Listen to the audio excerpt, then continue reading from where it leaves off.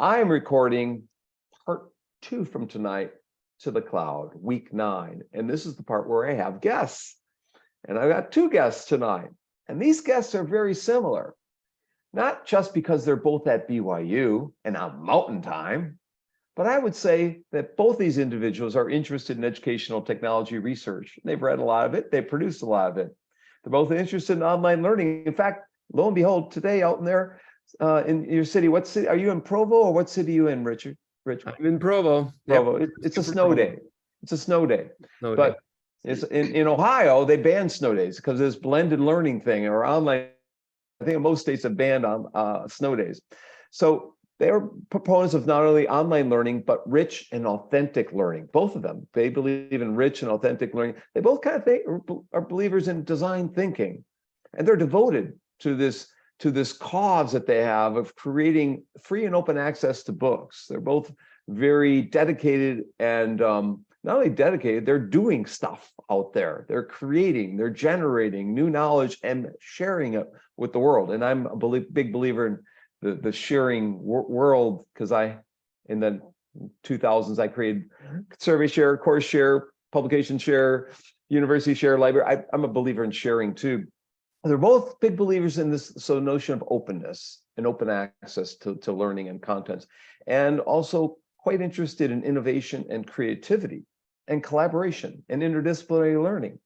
But what I think differentiates them a little bit is Rick is interested in teaching other people how to write and how to understand the metrics of how we're evaluated in this profession of academia.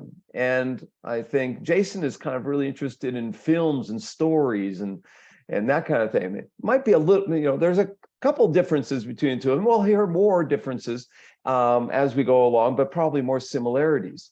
And I really, really, really appreciate the fact that they've worked on this free book, and Rick's original free book was a who's who of educational technology, and this class is really a who's who of educational technology, because we're going to the ACT Legends and Legacy videos. But if you get his book, you'll see Dr. Charlie Regaluth, who had the office next to me in IST.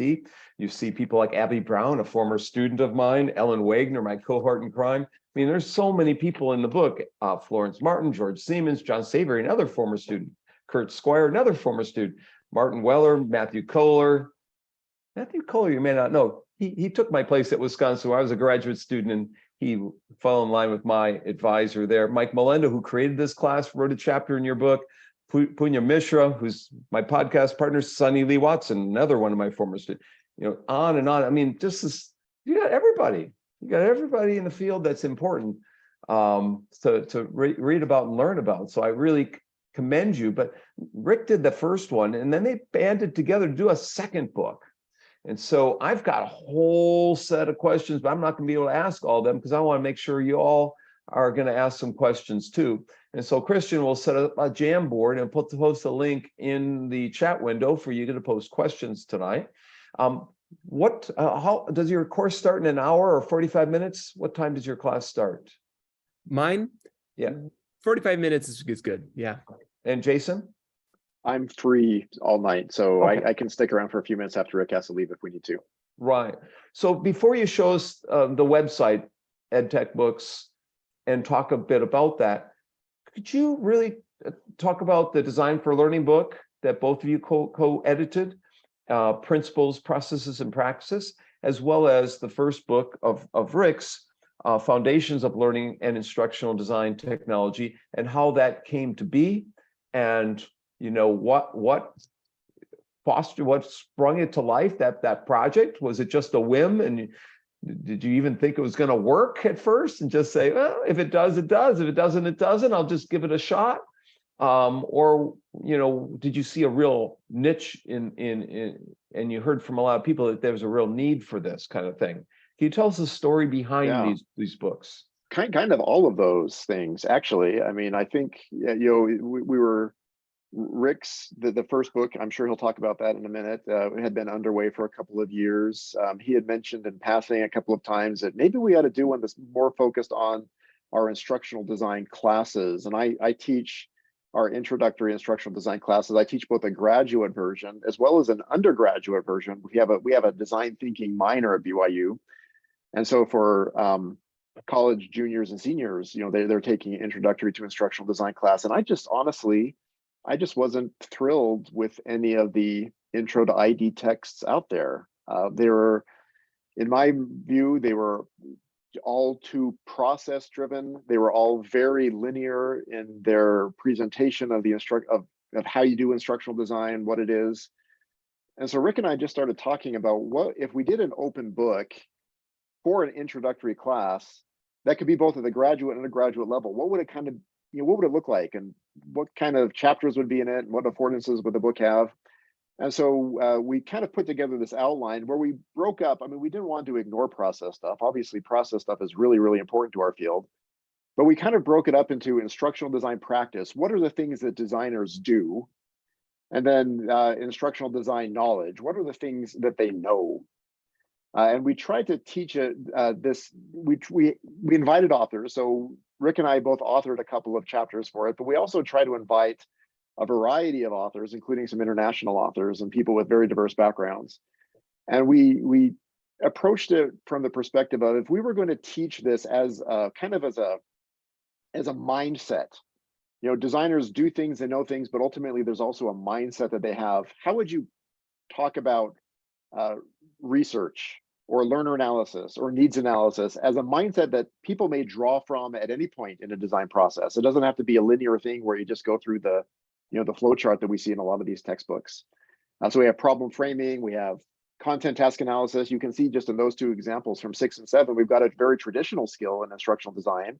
But we've also got one in problem framing that's introduced more in design thinking kind of conversations, but you may not see a lot of it in a lot of typical instructional design, at least introductory instructional design texts. And so maybe just to kind of summarize the last thing of how this book came together is we wanted to take the great things that our discipline has provided in terms of unique skills and processes, but marry it with all of the things that we've learned about good design thinking from other disciplines, and present it as a way for new people being introduced to the field to be introduced to instructional design as more of this mindset for solving problems rather than a strict process or strict model that you have to follow from beginning to end. Rick, is there anything you would add to that? Did I miss anything? No, I think Jason captured really well the core idea of the book, which was not to teach a model or a process that you follow, but more just teach ways of thinking and ways of being that help you be a designer. And I might point out chapter 22, Robert Gagne and the Systematic Design of Instruction. That is the only time in the entire book that talks about ADDIE. so we mention it because you need to know what ADDIE is, but the book is not about ADDIE. It is about what does it mean to think and act like a designer. And so the different chapters on these different ways of being a designer so that you can use these as tools in however you use them in your own practice. Including other things like teamwork and leading a team and working with clients and project management, all of these other things that we say happen, but there's not a lot of great resources about how do they integrate in instructional design at this introductory level. This is kind of, we see this as a real beginner's guide to everything you might encounter as a new instructional designer. We covered Gagne a few weeks ago. It's great, and ADDIE, and I mentioned the same kind of thing. I'm glad you mentioned it. Thank you. Are there any other chapters you want to pull out? I asked you, by the way, I interviewed both Jason and Rick at AACT conference, and it was a great session that we had. It was about 32 minutes, but the problem, my computer is acting funky for some reason. The microphone was acting funky. So this is actually nice that we could meet today again. You could actually show the book and so forth. Are there any chapters that you want to flag as must reads or you're on Jason's highly recommended list and Rick's 4-star? I mean, I hate to put one author over another author, but were there things maybe that were new kinds of? Well, I'll mention one because I saw it as a question that was in the list, is things related to diversity, equity, and inclusion. We very intentionally sought out a chapter, Designing for Diverse Learners, as chapter 2, right after the introduction of like, what is this discipline? We put in this introduction of Designing for Diverse Learners that I think really gets at some really core concepts about embracing people who may think different from us and be different from us, and considering their needs as, there's a lot of universal design for learning ideas in here, but also just a sense of empathy for people that learners almost by definition aren't like us. And so how do we work with that as instructional designers? Was that Susie Grunseth, who's an It alum is. of our, so Yep. she got outstanding alum early career award last year. She's an alum of IST. So that's good to know that you picked up on that and you got her in on chapter 2. So great. Rick, is there anything you want to highlight from there? That was one I was thinking about too. I love that chapter. I use it myself in my own teaching. I also really like some of the chapters that I think are very practical. So I like the one about instructional design prototyping strategies, different ways of prototyping. I like the one on problem framing, about how do you not only just solve the problem, but how do you frame the problem in the beginning so that you can design a solution to the problem. I think that's really helpful and interesting. And yeah, those are really good ones. I like the ones too at the end, like Jason was talking about, that are more about like relationships. We have a great one on stakeholders and clients, and how do you work with stakeholders and clients, and how do you work on a team and project manage a team.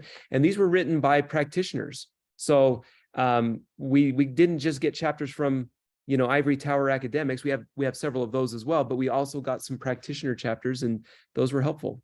They were in the trenches talking about how to do the work. So yeah, that's why they never contacted me. So the ivory tower thing. No, I'm just kidding.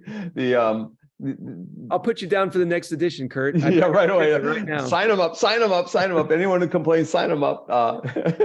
So I did a free book myself, or now 2, because it came out in another version. Free and open are ways in which to get the word out about the content that you're working with in the field, but also yourselves. Have your careers been impacted through this free and open world of a wonderful world of open textbooks? Have you seen an impact on your own personal careers? I'm just throwing that out there. So I don't know what you think, Jason. The reality is this doesn't get as respected at the university. I think BYU does a really good job. Our department really supports us in doing this kind of work, and we appreciate that.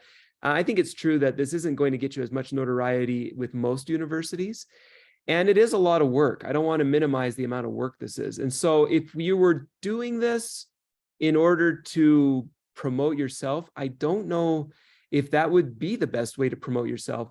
I know for myself, I do this because I want to make a difference in the field, and I want to make a difference for students.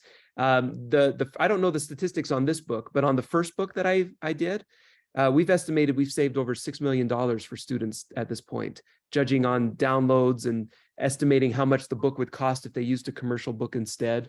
And so that to me is why I do it. I do it to benefit people and to benefit the field, and that brings a great sense of reward. But I don't know if I've seen notoriety necessarily from it, but it's been fun. No, I'm thinking about, do you get a lot of contacts of people who are using it? And do you have data, a counter, how many downloads you've had? I mean, you've indicated in terms of cost savings, which BYU does a great job of figuring out the cost savings. Do you have other metrics that you might throw out there? I know, Jason, I don't know if you know about this book, but I know for the Foundations book, we've had about 370,000 downloads from. There you go. I know that the Philippines is a big user. And I know we know lots of universities adopt this as their primary textbook, and those downloads don't count. And so it's very underestimated, because it doesn't count people who download the document once, put it in their learning management system, and then we don't get to know any of that information again. So it's probably triple, quadruple that number in terms of the downloads and the view rates. So yeah, my counter broke at one. I got 250,000 the first 3 years, and it hasn't worked. That was 2017. It broke down. I have no clue, and people share it, and they, but it's making an impact. I mean, that's the name of the game. Trying to make an impact, make a difference in the world. Yeah, this particular book has been downloaded about 85,000 times. So, maybe about a quarter of Rick's, it's been out maybe about a quarter of the times as Rick's, or maybe about half the time as Rick's.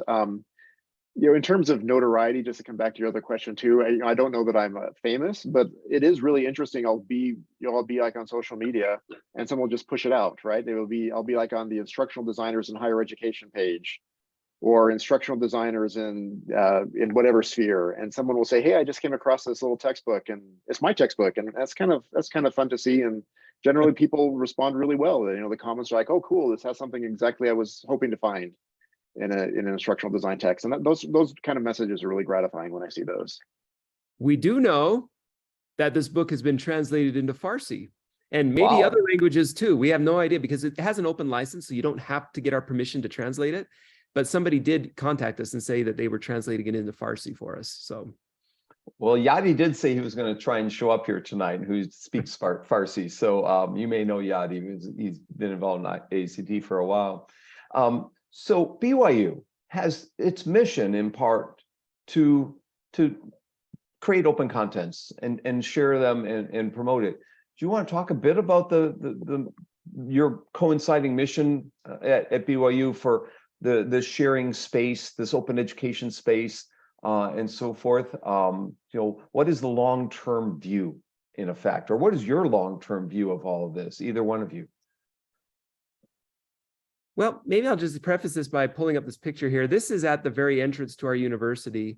Brigham Young University, enter to learn, go forth to serve. And so there is kind of I think an ethic at BYU about serve, like we learn so that we can serve. That's why we do the work we do. And so I think because of that, there's always been kind of an emphasis on shareable knowledge. I think, talking about history of the field, the old SCORM conferences that were about the technology foundations for sharing content on the web. It was a technology format. Those SCORM conferences were held at BYU, I think, many years. And I think that BYU is kind of a leader in that space. And so I think it was a natural progression that BYU would then get involved in things like open textbooks. I don't know, Jason, if you had anything else to add to that. Yeah, maybe also just our history we have a division called continuing education that's 100 years old now, where we have a long tradition of, it used to be called the Division of Correspondence Courses, right? So, independent study and getting course manuals and events for people in the community where they can come back and participate in some kind of educational event, even if they're not enrolled in a formal schooling program. So this division of continuing education also is just a really strong tradition here. I agree with what Rick's saying about how moving into shareable open content it's kind of natural. Of course, Dave Wiley is also an alumni of our program. Dave is a big name in this field and it really innovated a lot of the early conversations about it. And he and I were in grad school together. He was finishing up just as I was starting. And so I was able to associate with him just at the very, very beginning of his career that way. Who became president of ACT and has done many great things within the field. In fact, I sent him a little note about tonight that we're holding, in case he wanted to pop in and say hi. I don't know if he got it in time or what he's up to tonight, but this is a movement that's not going away, and it's only just the start here, and it's providing opportunities for people around the world to explore new areas, because instructional design technology is not a popular topic, or it wasn't when I started, in places like India or other parts of the world. It's not something that's their parents would talk to their kids about majoring in or enrolling in. But because of the pandemic, I think some of that has changed. The awareness of this field has changed in part, and so much so that we're starting to see undergraduate degrees. And I know you have a new design thinking minor at Brigham Young University where this book might be used.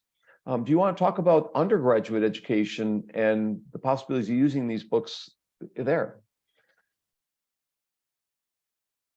Yeah, so maybe Rick's pulling up a couple of things. So this design thinking minor, it's an interdisciplinary effort between us and a couple other colleges. So School of Technology and a field called Experience Design and Management, and then our traditional kind of graphic design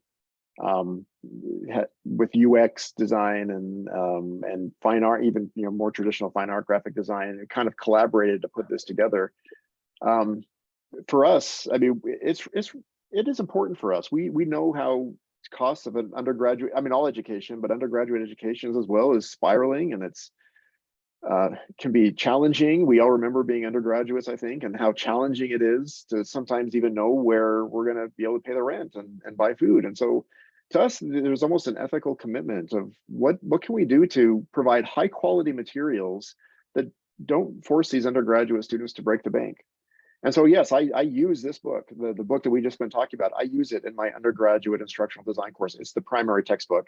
There's a couple of readings I have just that I like that we weren't able to find a strong equivalent for in the book itself, but I just kind of get on course reserve and use some traditional things for that. But I don't have the students buy any textbooks for this course. We just try to rely, we rely heavily on the Design for Learning textbook. It's supplemented by a couple other things. Just I really do feel strongly about that. I feel like I have an ethical obligation to provide this for the students at the cheapest possible price. Rick, you have a comment?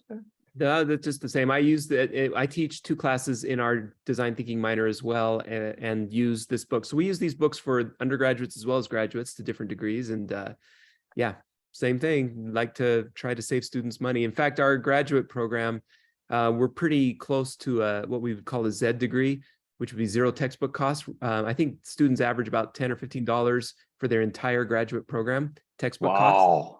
And so we're trying to get those last couple books done that will maybe allow them to not have to buy a textbook at all. That's what we're hoping. So how do you recruit people both to do a textbook as well as to write chapters in a book? What happened? What's the process like? That's a good question, Kurt. So maybe anyone listening to this channel, if you want to participate, please contact us. We got books that you can help with. I'll tell you, the first book, which was the Foundations book, it was actually it was kind of almost a leap of faith, honestly. I felt like Jason was saying that I wanted to be able to save students money. I felt like we could do a book that was just as good as the commercial books.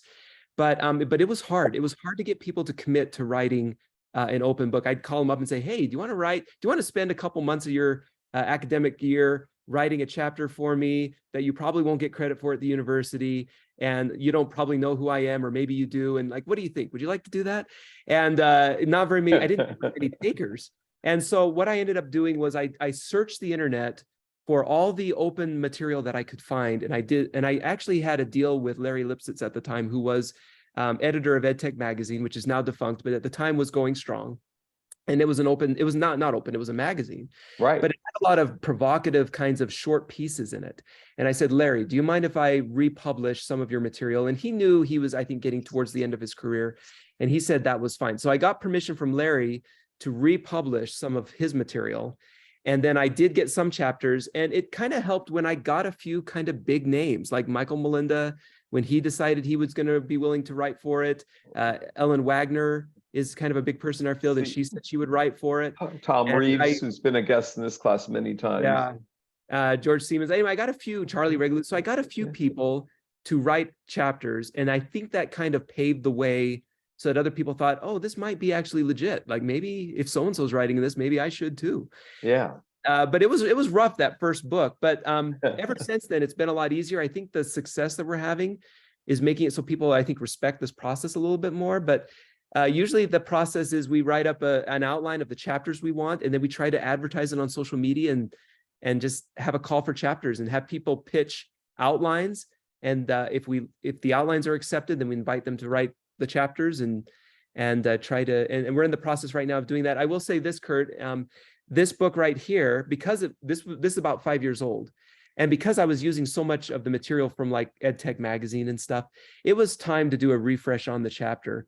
So we're actually doing a second edition of this book right now, and we're in that process right now. I just barely got in a whole bunch of chapters from authors, and we're going to be replacing all of the older material that I had found on the web with fresh chapters and new material. And so it's going to be a second edition, but we're in that process right now of just getting chapters from people and trying to get material for it. So that's what I thought. I saw John Savory in there. He's also a former student of mine. I've just been talking to John. He's facing a medical situation he's trying to overcome, but we're fingers are crossed there. You've just done so much for the field through these 2 books. Can you show us the entire EdTechBooks website so my students get a sense of the whole scope of it, and talk about Royce's role and your, are you officers within this EdTechBooks, or are you just helpers? Well, this is Royce's world and we're living in it, you know, it's a little bit. So I'll tell you the story of how this happened. So I started working on that first book, the Foundations book. And like I said, nothing had been done at the time really. And I was trying to find chapters on the internet and I was trying to put it together. And there really wasn't a technology to author a book in a way that was good. And so I was using Pressbooks, which is kind of the only other alternative there is. And it sucked. It was bad. The process was so hard, and the technology just, sorry, this is going to go out and somebody on Pressbooks is going to get mad at me. Scratch that from the record. But it was hard. And I should be more careful what I say. But anyway. It's okay. It's okay. So this is the Kirk Bonk channel. Anything goes. You know? I was complaining to Royce about it, his office is right next to me. And Royce is a great programmer and designer. And I said, man, I just wish I had a way to do this easily. And he said, well, somebody should make that. And he came back like a week later and said, hey, Rick, I got a prototype. What do you think? And he had mocked up EdTechBooks. And so that's the story. And so Royce then created EdTechBooks. It's fabulous. I can't recommend it enough. It's easy to use. It's completely feature rich. Like if you look at this, he's embedded audio now for every single chapter. So you were talking about diversity and inclusion earlier. If you have dyslexia challenges, there is audio for every chapter in our textbooks, in our major textbooks here. Wow. And he's got all sorts of other features that are just embedded. He comes out with new ones all the time. It's not only the best authoring tool for open textbooks, I think it's the best authoring tool, period. It's just fantastic. So he's kind of enabled us to do this great work. And I'm logged in, so it only shows my books. These are my books right here. But if I were to log out, then and I didn't want to do it. See that there are all sorts of. I gotta stay here. It looks like we're getting somebody here, maybe. But the Journal of Applied Instructional Design that I know Jason's involved with, the journal is on there. We've got all sorts of books organized by topics. There are some that are like classroom textbooks, some that are more research books. This one right here, the Teaching with Asynchronous Video, is another one I did. It's more of a practitioner book. So there's all sorts of different books on here that are available for different people. I forgot, stay right there. Go back to the top. For everyone who's watching the show later, they won an AZT award. So when I had them on the interviewed them back in October, they were getting an award later that day or the next day. They were not an award-winning EdTech. They now are an award-winning website and got the annual achievement award, which is no small thing. That's a big award. That's one of the top awards for AECT. So everyone give them a huge applause for that alone. You're giving the wrong people the applause. It really is Royce's award. Rick, like Rick said, he and I are just kind of living in Royce's world. He deserves absolutely all the credit for making this platform and putting it together. And if you ever have a chance to meet him and talk about it with him, I mean, he just lives and breathes this stuff. Sounds like a movie. Instead of Wayne's World, we got Royce's World. You know. So thanks for showing us the website. We've seen both books. Do we does anyone out there have a question as a student observing this? We can open up. I know Christian wrote down 10 questions. That you want to pull one of your questions, Christian, and ask one? I sure can. Let me. So this is to Dr. McDonald. Because of the space that this lives in, it really can cross quite a few boundaries. But I want to know, how do you define formal, non-formal, and informal learning? Oh, okay. That's a good question. Is there a preview, just to help me get some context, is there a preview of where you're going with it, or why that topic is particularly interesting to you? Is it just?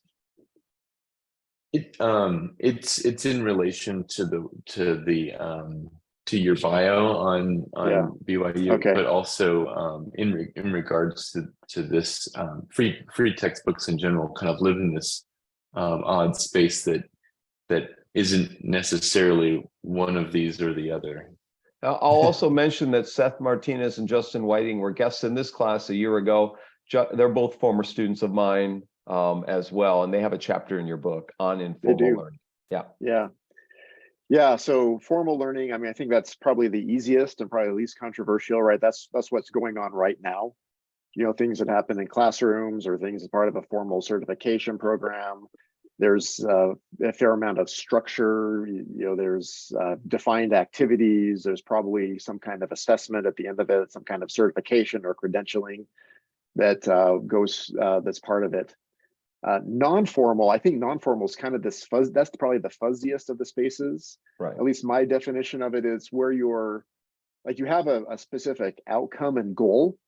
You're interested in being better at something defined, but you're not necessarily going to pursue certification out of it.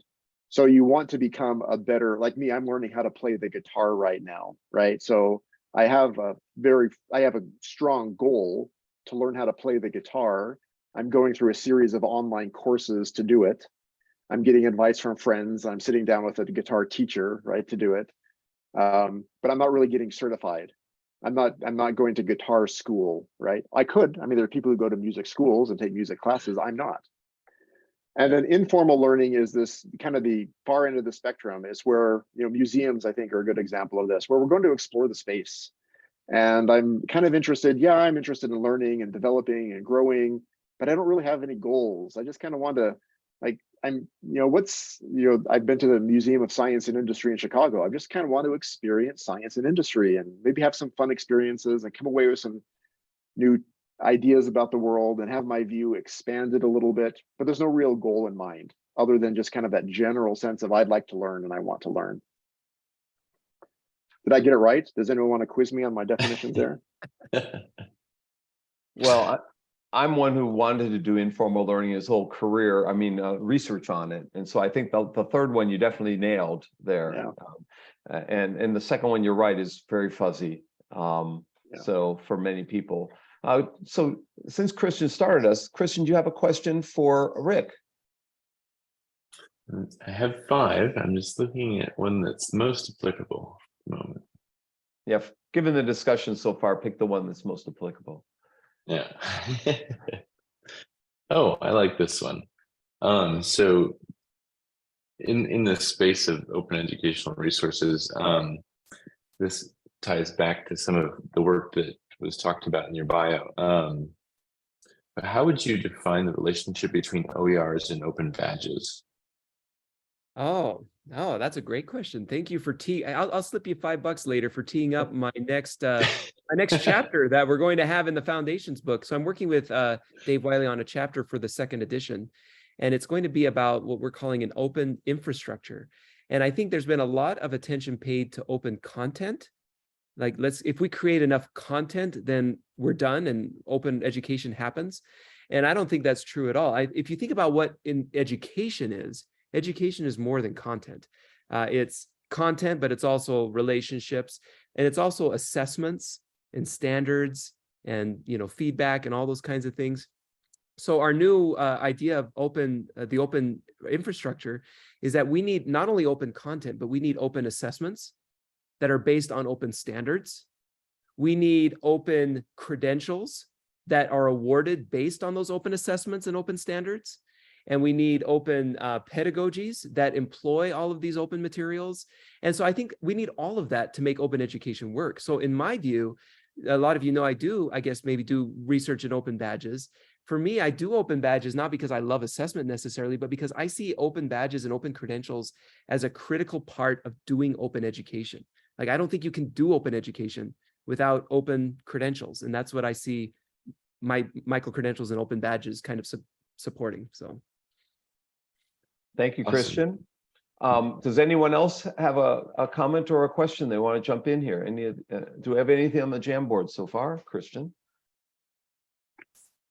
I do not see anything. No, nothing yet. So Matthew, Nick, Tiana, anyone want to jump in here? So I am actually applying and like further along in the application process. I guess I don't definitely have the position yet, but as a position as a graduate assistant in a fellowship on campus, which works with OERs and working with professors in this cohort to kind of start using more OERs on IU's campus. I guess going into that position, are there any resources that you'd recommend that I like have in my toolkit, or things that you think I should start learning more about? Learning more about open education specifically? Yes. Okay, I'll let Jason noodle on that a little bit, and I'm going to noodle on that too. But I'm going to respond first. You were mentioning I'm applying, I'm looking to have a job, but I don't have it yet, or you made some comment like that. Oh yeah, I did the interview and they like asked for my references, so I think I'll get it, but I guess I don't want to say that I definitely have this new job, but. So one of the new books that I'm working on this year with Heather Leary, and we plan to launch it at ACT this year, is called Becoming a Learning and Instructional Design Technology Professional. And it's for people like you that are saying, I'm applying for this job, but I don't have it yet. It's basically for people looking for jobs.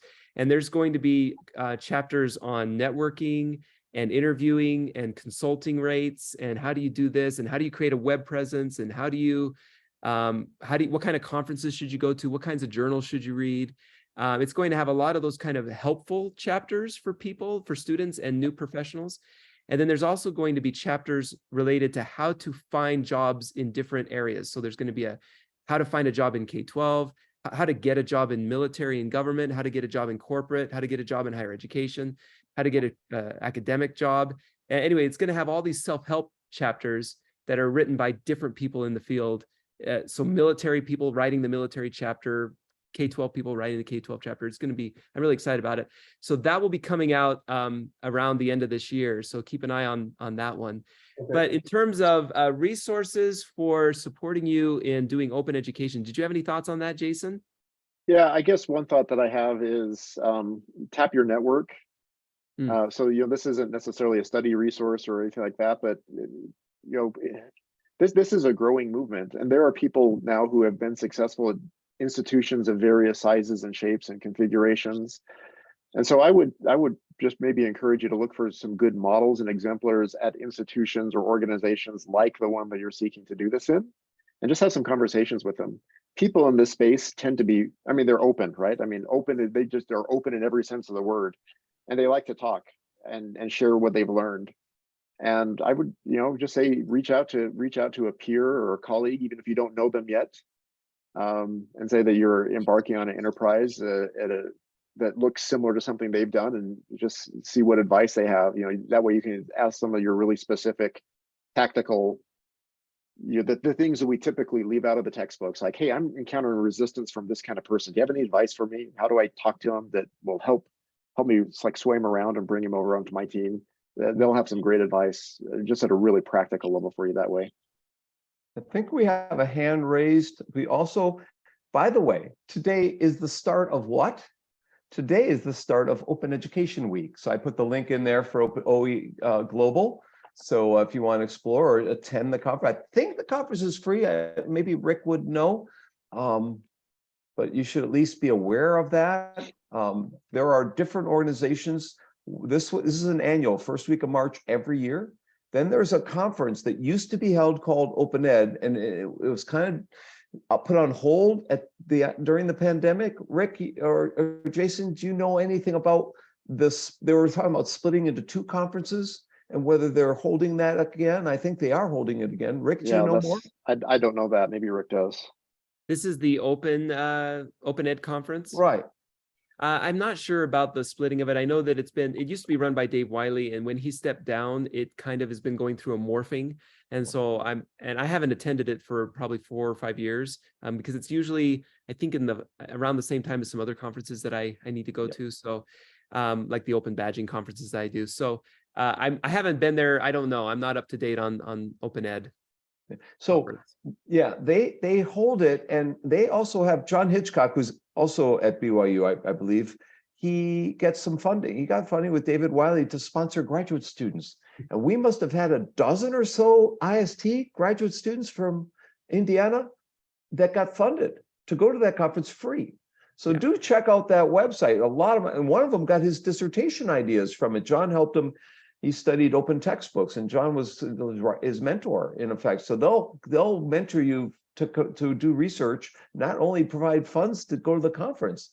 It's a great thing. And Yeah, you might have John Hilton's website to show us, or his Twitter feed or whatever. But he's a great person.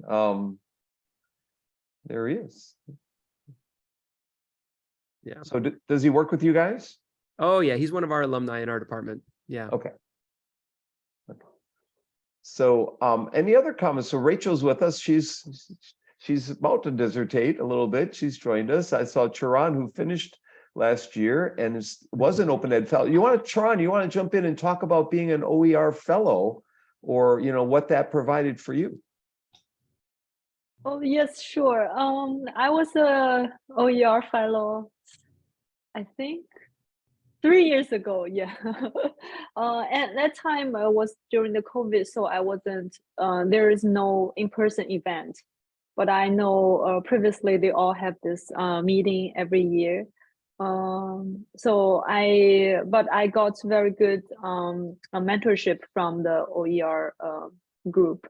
We have meetings, and we have a group, like people share resources and share most up-to-date research, and people like initiate collaborations with each other on research projects related to OER, and attend the Open Education Conference every year. So it was a very good experience, and I learned a lot from the group. And so this is one where there's funding, and it's not that hard to get it. The odds are good. The first year I nominated 5 people and 4 of them got it. So, those are the kinds of things you want to, So Charan, before Rick's going to have class in a few minutes, before he runs off, do you have a question for Rick and Jason? I missed the first part of the talk a little bit, so I was just curious to know more about the book project, and in terms of how you get started on this. Yeah. Yes. I know a lot of people, I've had that question, and they say, well, how do I get started on an open book? You get started the same way you do with a regular book, whereas you create a table of contents, like what are the chapters we want to have? And then who would I want to write those chapters? And sometimes we'll like identify specific people for a chapter because we say that person like is really good in that area. And then sometimes we'll just have an open call where we'll just do it in a Google Doc where we'll say, here is the timeline for submissions. Here are the chapters we need. And we usually leave it open-ended too. Like if you have other ideas that you want to suggest to us, let us know, and maybe we'll consider your suggestion. So it's really run the same way as a commercial book. I think the only big difference is you don't have a publishing team that is mentoring you in the process. So, that's like helping you to know what you should do. And you don't have a copy editing staff. Like we usually have to hire, I usually go get a copy editor that's a major, like a copy editing major student, and hire them to be our copy editor. And then I'll hire another student to create the images or something like that, or the instructional content. So we'll like have to get some support that way, because otherwise you're kind of doing it yourself. You're your own marketing team, your own editing team, your own publishing team. You're kind of the whole team. But other than that, it's very similar to just doing a normal book.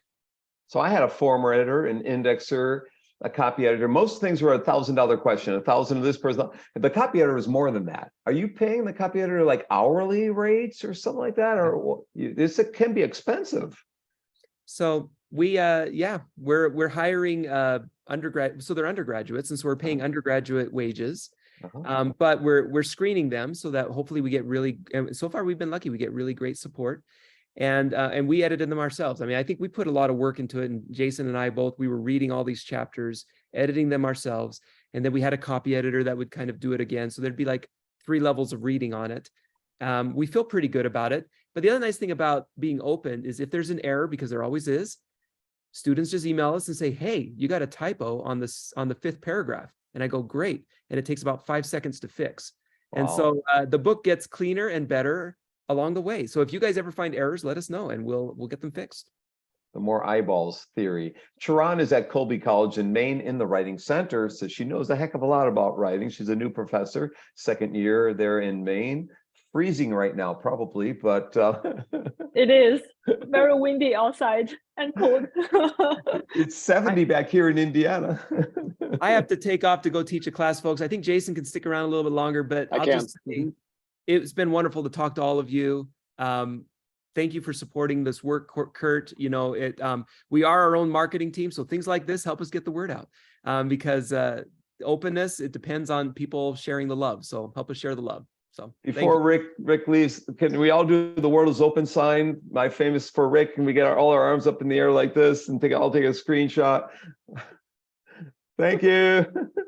Thank you. That's great. Thank you, Rick. Thank Some kind of a round you. of applause. Thank you. You're fantastic. And we'll get Jason for a few more minutes with us. So for wrap up here. So Jason, I have a couple of questions left for you, but any others? Rachel, did you have anything for him? Because you popped in I here. see someone with their hand up there, so Yep. we want to get. Go ahead, Matthew. Yeah, because last week you had your hand up for 2 hours. I didn't call on you, so. Yeah, we were talking about OERs there for a moment, and I was wondering, because most of my experiences of OERs are that of more academic settings, but could you speak to anything that you can think of that maybe trends more toward corporate, government, military kinds of settings that could be leveraged for the purposes we're talking about, or is it all just kind of seem to, be around the academic stuff? Yeah, that's a great question. So from my experience, I don't know that so our textbook, like I said at the beginning, it has shown up in some organizational learning spaces. I'll see it on some social media, people passing it around.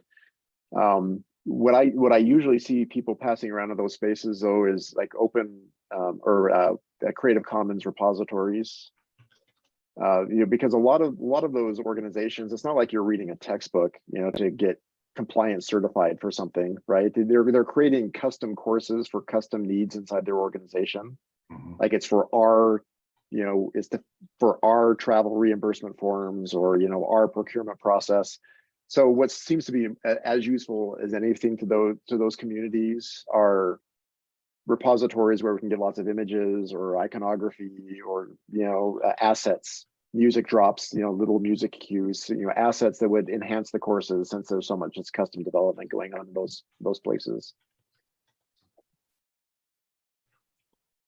There may be things I'm not aware of, but that's at least what I've seen the most, I think. Xiaoying, you have a comment or a question? No, not yet. Okay. Yeah. Rachel, you were smiling. I was just thinking, my field of work is mainly English as a second language. And I have some colleagues who are trying to develop OER textbooks because international students are like every student. They don't budget well for textbooks, especially undergrads. And I don't want to cast any aspersion to my colleagues in the program, but my experience in the classroom is my students struggle to buy textbooks that are required. And OER seems like a really good way to remove an obstacle. And but I hear the same thing. This is just a comment. I hear the same thing that in ESL that I hear in other fields. It doesn't work in our field. There isn't the resource for our field. And it's like, well, we have to work on that. We have to start making it. Just a comment. No, I agree with that. I mean, yeah, I don't want to downplay the concerns or the questions or the issues. I mean, this is something that we have to make a choice. Like I've had to make a choice that I'm going to create these things as opposed to other things that actually look better on my promotion tenure process, right? I mean, Rick said this at the very beginning. I don't know if you would come in yet, but it's not like we got tenure promotion credit for doing open textbooks. We didn't.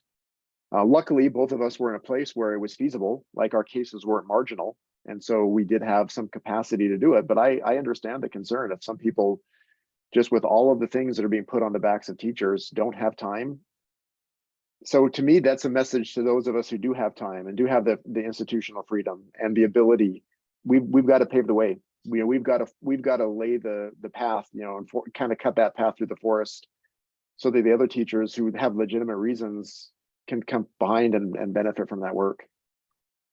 And let me point out, Rachel works for an accreditation agency, I believe, and her dissertation will be probably at NOVA, Northern Virginia Community College. And here, Ivy Tech Community College has adopted open textbooks larger than any other institution, maybe in the country. So Indiana is a leader at the community college level. I believe NOVA might be as well. I know there was some place that David Wiley did a study in North Carolina, maybe, that was adopting textbooks at the community college level quite extensively and saving millions and millions and millions of dollars. So it seems to be high school books, undergraduate textbooks, and community college things are the three kind of prongs in terms of the large impact of some of these books, in terms of pocketbook savings, but also in terms of adoption, use, and impact, and maybe innovation, potentially. Yeah, I think I agree with that. I think those are some awesome spaces to be working in if you're interested in OER. Yeah.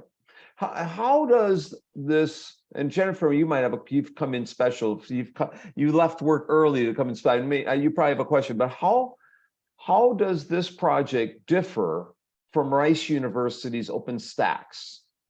Do you have a sense, or do you have these books simultaneously in the OpenStax network or in the Minnesota Digital Book Project? Do these get cross-listed? Yeah, so I don't know that there's like a wholesale agreement where things are cross-listed. Individual networks are picking things up and cross-listing them as it's relevant or interesting to them. And we have done the same. And part of the reason why I don't know that I can answer that question fully is because we've embraced the open spirit of, we're not asking people for permission, and they're not asking us for permission with open resources, right? I mean, we want to be good collaborators and good colleagues. And so we are trying to drop people notes and say, hey, we really like your book, we're including it in our resource, but we assume that they're as serious as we are when we're saying that this is open, and they're saying this is open, which means that it can be adopted, it can be remixed, it can be reused, it can be, all of the 5 R's. And so I don't know if that's the best question, but it's probably the best question, the best answer I can give. I don't know if that's the best answer, but it's the best answer I can give is, since these are open, people aren't asking for permission, and we don't expect them to. We're glad if they're using it and not asking us permission, because that means they're embracing the spirit of it. Right. Jennifer, let's move on to you. Well, I think you kind of you hit on what I was curious about, because I was starting to wonder about the line between something produced in-house that's not password protected. And I tried to learn French a long time ago at UT, and they had produced some in-house stuff. And so I looked it up just now, and they've labeled it, it looks like open education. So, but that's all I know about that, because I was there a long time ago. But I guess at the start of the session, things like creativity and collaboration and interdisciplinary learning were mentioned. So just anything else on those topics, I'd be interested. I mean, I realize creating an open textbook is a collaborative venture, but if you have any other stories to tell along the lines of creativity in online education, I'd love to hear it. Yeah, you'll have to invite me back, Kurt, because I could do a full session on this topic. It's something that we need to spend more time thinking about creativity and innovation in our spaces. There is so much technological innovation going on, and we have not kept pace in terms of our creativity and innovation around just basic fundamental instructional forms. We still let our history guide us too much. There's still too much lecture replacement videos. There's still too much, let's just answer these discussion forum questions. There's still too much, let's just read and watch this video, read this chapter and watch this video. And there's so many more things we could be doing. Now, of course, there's innovation out there.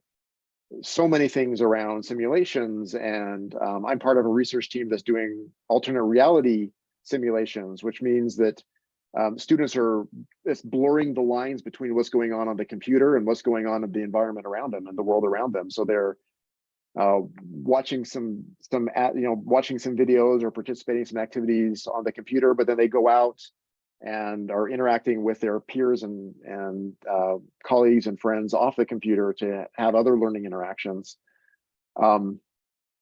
We need to be doing this all the time. We have to be taking, we have to be, I call it kind of an originary perspective on our field. We can't just, as valuable as it is to kind of cast our eyes around and say, what cool things is this field doing with technology? We have to say, what cool things do we want to do first? And let's invent the technology to do it. We don't need to depend on every other field to come up with the technology. Let's invent the technology. We need to implement our ideas. We don't need to depend on psychology to say, oh, here's the cool ideas that you can use, figure out how to do it for teaching. Let's figure out what we think is good teaching and then figure out the strategies and psychological mechanisms to make it work. And that requires a lot of creativity. It requires interdisciplinary thinking.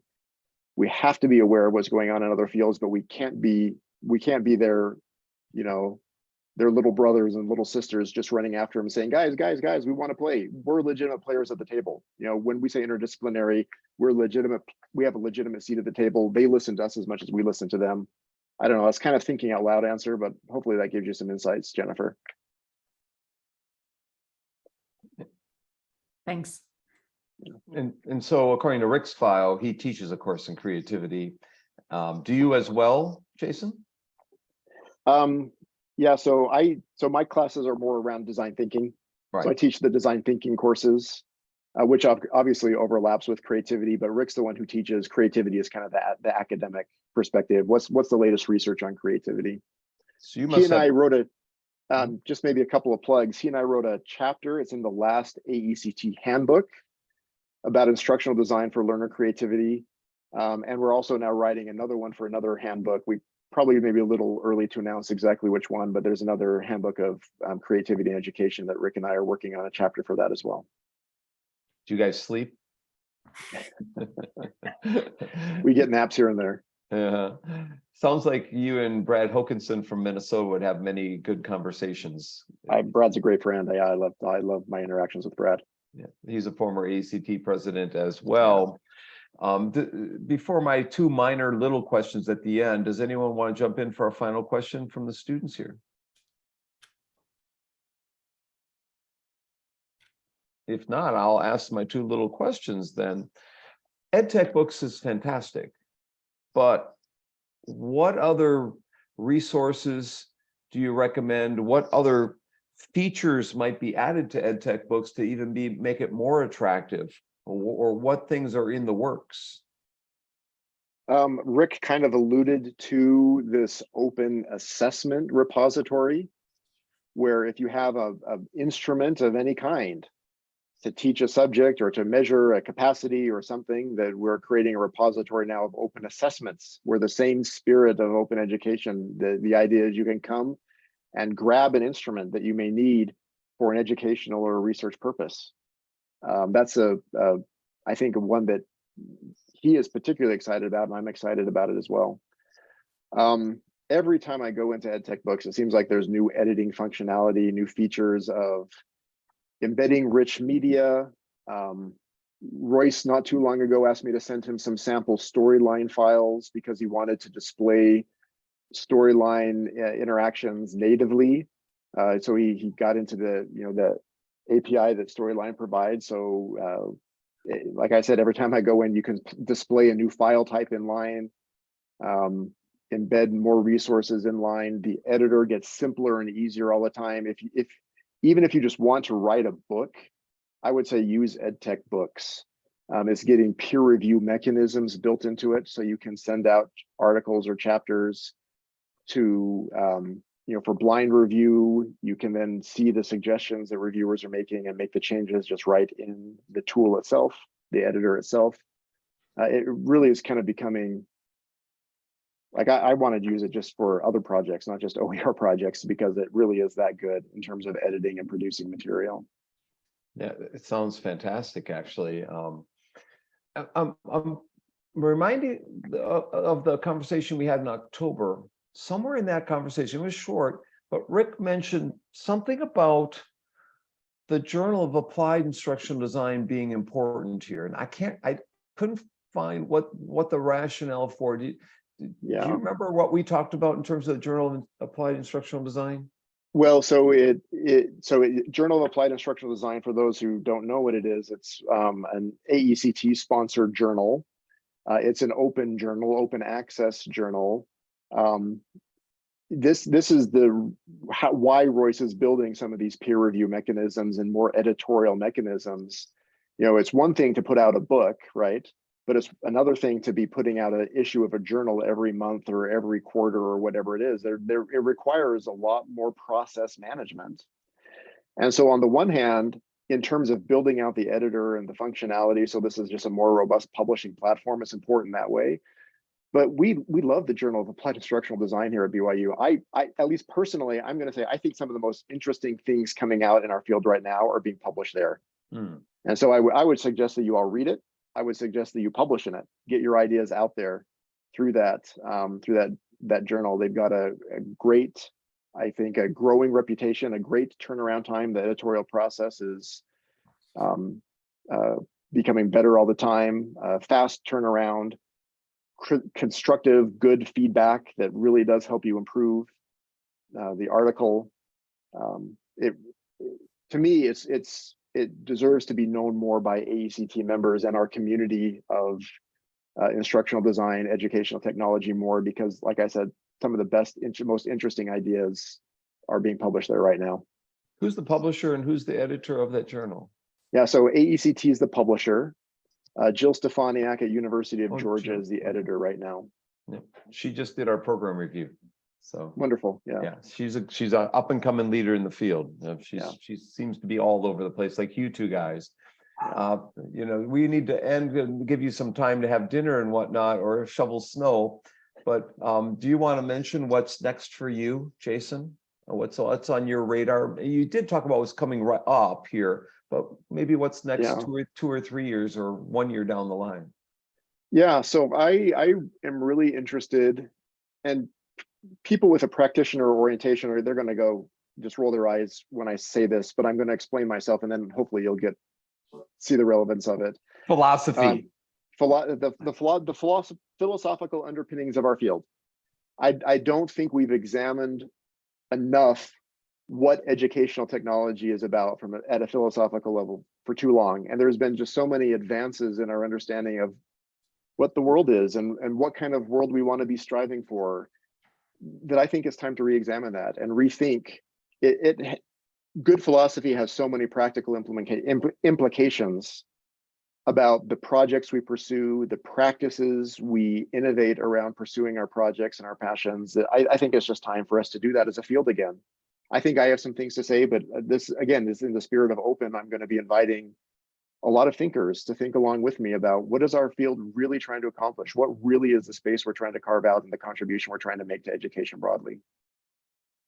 It's a wonderful way to end tonight. You guys have been fantastic. You covered twice as much territory as we did when we talked earlier, maybe 3 times as much, and we're not going to have any glitches this time. Well, let's hope. I'll try and get a YouTube made tonight or tomorrow, and I'll send you the link to approve and so forth.